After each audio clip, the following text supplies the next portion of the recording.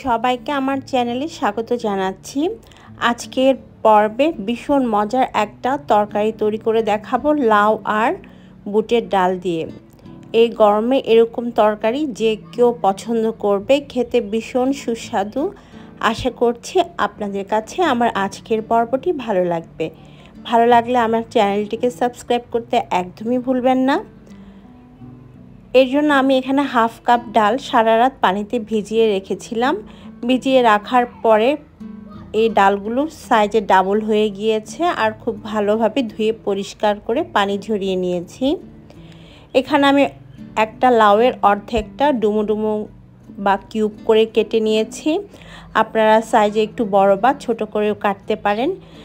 লাউগুলোকেও আমি খুব ভালোভাবে ধুয়ে নিয়েছি। এখন চুলায় চলে যাব রান্না করতে।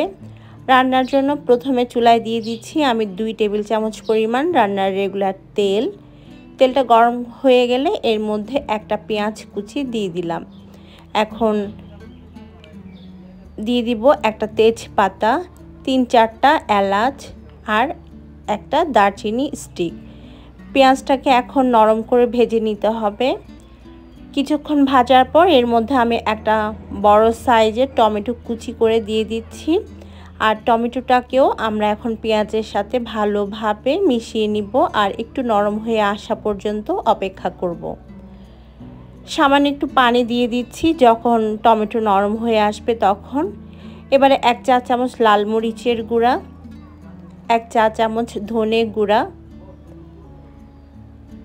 হাফ চা চামচ হলুদের গুঁড়া আর হাফ চা চামচ জিরা গুঁড়া দিয়েছি, স্বাদ মতো লবণ আর দিয়ে দিব আদা রসুন বাটা।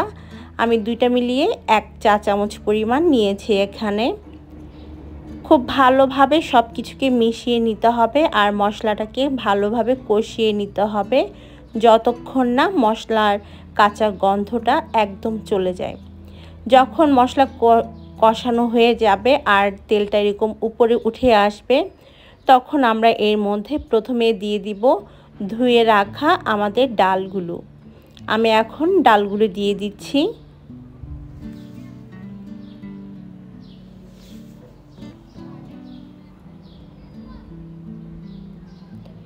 এবারে মশলার সাথে ডালগুলোকে ভালোভাবে মিশিয়ে নিতে হবে। খুব ভালোভাবে মিশিয়ে নেওয়ার পর আমি মশলাগুলোর সাথে ডালটা কষিয়ে নিব 5 থেকে 6 মিনিট। আপনারা কষানোর সুবিধার্থে সামান্য পানিও ব্যবহার করতে পারবেন, এতে কোনো সমস্যা নেই। কিছুক্ষণ কষিয়ে নিয়েছি, প্রায় 5-6 মিনিটের মতো কষানো হয়েছে আমার। আর দেখতে পাচ্ছেন তেলটা একদম উপরে উঠে এসেছে আর আমাদের ডালগুলো মশলার সাথে ভালোভাবে কষানো হয়ে গিয়েছে। এবারে আমরা এর মধ্যে দিয়ে দিব আমাদের ধুয়ে কেটে রাখা লাউয়ের টুকরাগুলো।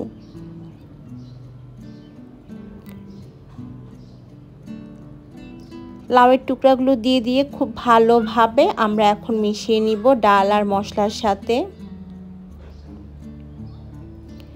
তারপর ঢাকনা দিয়ে ঢেকে আরও 5 মিনিটের মতো কষিয়ে নিব।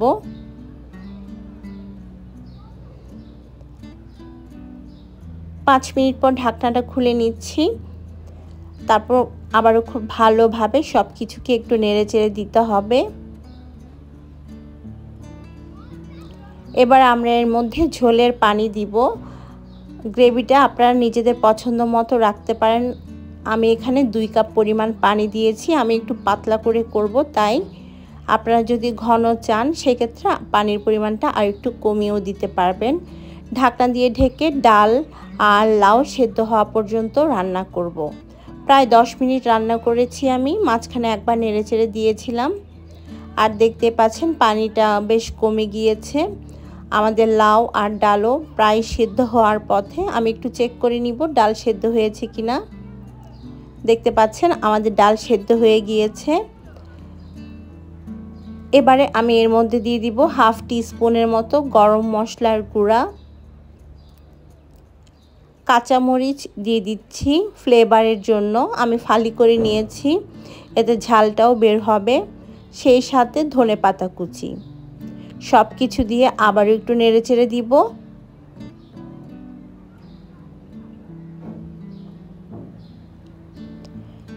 নেড়েচেড়ে দেওয়ার পর আমি 5 মিনিট আরও রান্না করেছিলাম একদম লো হিটে। তারপর চুলাটাকে আমি বন্ধ করে দিয়েছিলাম। আমাদের লাউ আর বুটের ডালের তরকারি কিন্তু একদমই রেডি। এখন গরম ভাতের সাথে খাওয়ার পালা। এই গরমে এরকম লাউ যদি বুটের ডাল দিয়ে রান্না করেন তাহলে মাছ মাংস কোনো কিছুরই প্রয়োজন পড়বে না। শুধুমাত্র এই তরকারিটা দিয়েই আপনারা খুব ভালোভাবে মজা করে খেতে পারবেন। আশা করছি আমার আজকের পর্বটি ভালো লেগেছে। ভালো লাগলে আমার চ্যানেলটিকে সাবস্ক্রাইব করতে পারেন। সেই সাথে পাশে থাকা বেল বাটনটিও প্রেস করে রাখবেন, এতে করে যে কোনো রেসিপি দিলে তার নোটিফিকেশন পেয়ে যাবেন। আল্লাহ হাফেজ।